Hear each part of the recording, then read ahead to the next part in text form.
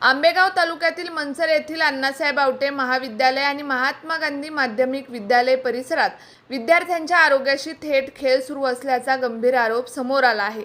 मनसर नगरपंचायतीकडून संपूर्ण शहराचे सांडपाणी शेजारील या नैसर्गिक ओढ्यात उघड्यावर सोडण्यात येत असल्याने संपूर्ण शालेय परिसरात तीव्र दुर्गंधी पसरली असून विद्यार्थी, शिक्षक आणि नागरिक त्रस्त झाले आहेत। विद्यार्थ्यांना मैदानावर खेळताना असह्य दुर्गंधीचा सामना करावा लागत असून अनेक विद्यार्थी खेळण्यास टाळाटाळ करत असल्याचे चित्र आहे। सकाळी मॉर्निंग वॉकसाठी जाणाऱ्या नागरिकांनाही या दुर्गंधीचा मोठा त्रास सहन करावा लागत आहे। नैसर्गिक ओढ्याचे गटारात रूपांतर झाल्याने पर्यावरणासह सार्वजनिक आरोग्यावरही गंभीर प्रश्न निर्माण झाला आहे। पुणे जिल्हा ग्राहक पंचायतीचे अध्यक्ष नितीन मिंडे यांनी या गंभीर समस्येबाबत तब्बल 5 ते 6 महिन्यांपूर्वी मनसर नगरपंचायतीकडे लेखी तक्रार केली होती।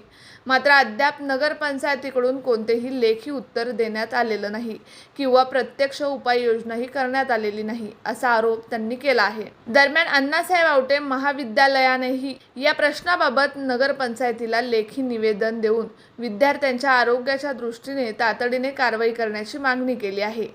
नितीन मिंडे यांनी नगरपंचायतीला दिलेल्या निवेदनात स्पष्ट मागणी केली आहे की शहराचे सांडपाणी नैसर्गिक ओढ्यात न सोडता ओढ्याच्या दोन्ही बाजूंनी बंदिस्त गटाराद्वारे दूरवर नेऊन त्यावर प्रक्रिया करूनच विसर्ग करण्यात यावा।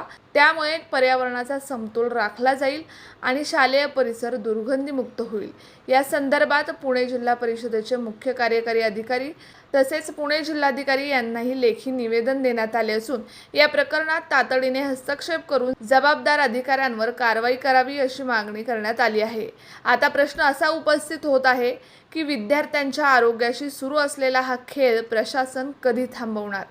नैसर्गिक ओढ्याचे गटारात झालेलं रूपांतर रोखण्यासाठी मनसर नगरपंचायत तातडीने पावले उचलणार की पुन्हा एकदा नागरिकांच्या तक्रारीकडे दुर्लक्ष करणार?